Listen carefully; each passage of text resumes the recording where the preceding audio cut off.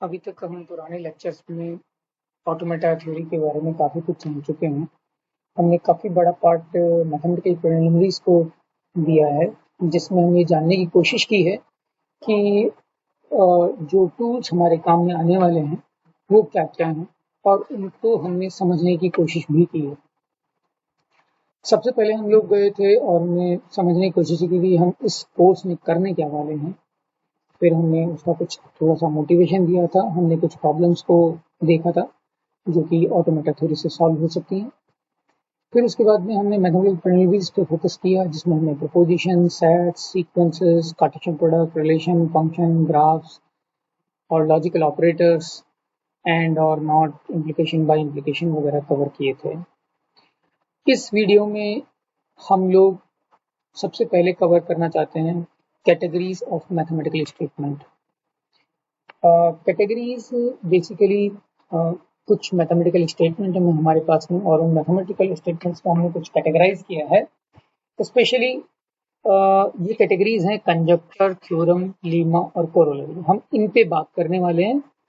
एक बार देखते हैं कि ये क्या क्या चीजें। उससे पहले हम ये जानने की कोशिश करते हैं प्रूफ क्या होता है। तो प्रूफ, जब आप किसी मैथमेटिकल स्टेटमेंट की बात करते हैं तो हम उसको लॉजिकली डिड्यूस करते हैं। मतलब कोई स्टेटमेंट जैसे आपको दे रखा है, मान लीजिए कि आपको स्टेटमेंट दे रखा है कि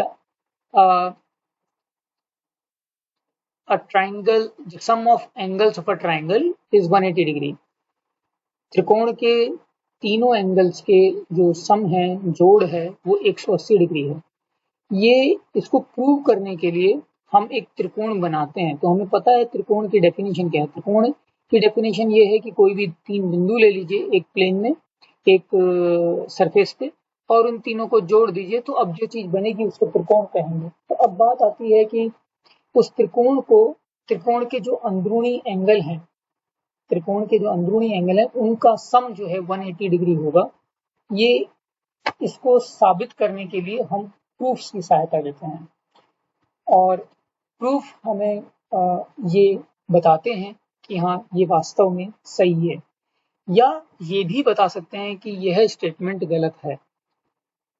तो एक को हम बोलते हैं प्रूव करना और दूसरे को बोलते हैं डिसप्रूव करना। तो कोई हमें मैथमेटिकल स्टेटमेंट दे दिया और हमने कह दिया कि हमेशा सच होगा, तो वो प्रूफ है। और यदि हमने उसमें कोई ऐसा चीज निकाल ली, एक ऐसा एग्जाम्पल निकाल लिया जो कि उसको फॉलो नहीं करता, तो उसे कहेंगे डिसप्रूव करना। शब्द है डिसप्रूव, मैं यहाँ पर लिख भी देता हूँ। तो हमारे पास में दो शब्द हैं, एक है प्रूव और दूसरा है डिसप्रूव।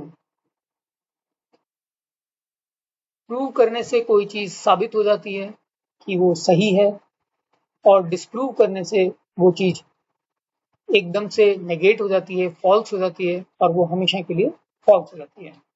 तो वी प्रूव और डिसप्रूव अ स्टेटमेंट, देन उस केस में हम क्या करते हैं, हम एक लॉजिकल डिडक्शन देते हैं जिससे कोई चीज या तो प्रूव होती है या फिर वो डिसप्रूव होती है।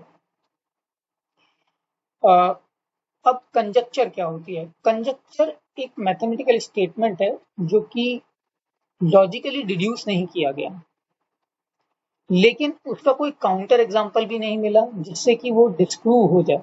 तो ना तो वो प्रूव हो पाया, ना वो डिसप्रूव हो पाया। ऐसे स्टेटमेंट को, ऐसे मैथमेटिकल स्टेटमेंट को कंजक्चर बोलते हैं। आपने कई बार सुना होगा रीमान कंजक्चर, या आपने सुना होगा रामानुजन कंजक्चर। तो कंजक्चर का मतलब ये है कि ना तो उसका कोई हमें प्रूफ मिला है, और ना ही ऐसा कोई एग्जाम्पल मिला है जिसके कारण से हम उसको कह सकें कि यह गलत है या झूठी है। तो दोनों ही चीजें नहीं हो पाती, ऐसी चीजों को हम कंजक्चर बोलते हैं।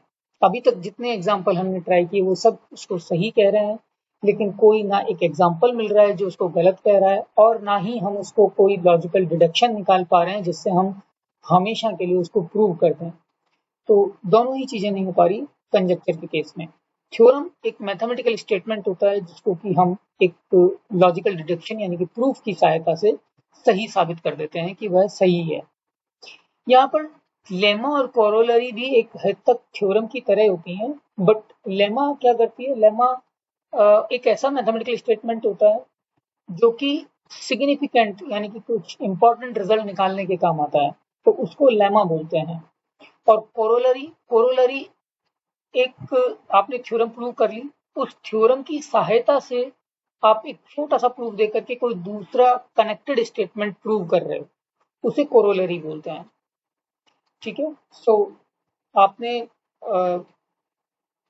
जैसे मान लीजिए कि आप कहते हैं कि भाई तीनों एंगल बराबर हैं, तो तीनों एंगल का सम, ट्राइंगल के तीनों एंगल का सम जो है 180 डिग्री है। ठीक है, दिस प्लस दिस, ये 180 डिग्री है।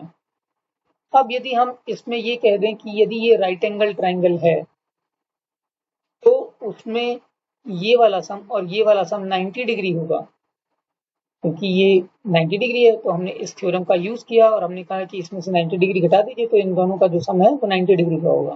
तो ये जो स्टेटमेंट है, in a right triangle the sum of two angles which are not 90 degree, the sum of these two angles is 90 degree, may be called as a corollary, because it's a very short proof is there, and with this short proof हम इस छोटे से proof के साथ में ये साबित कर सकते हैं कि इन दोनों एंगल्स का सम जो है 90 डिग्री होगा, और इसी कारण से इसे कोरोलरी बोला जाएगा। ठीक है।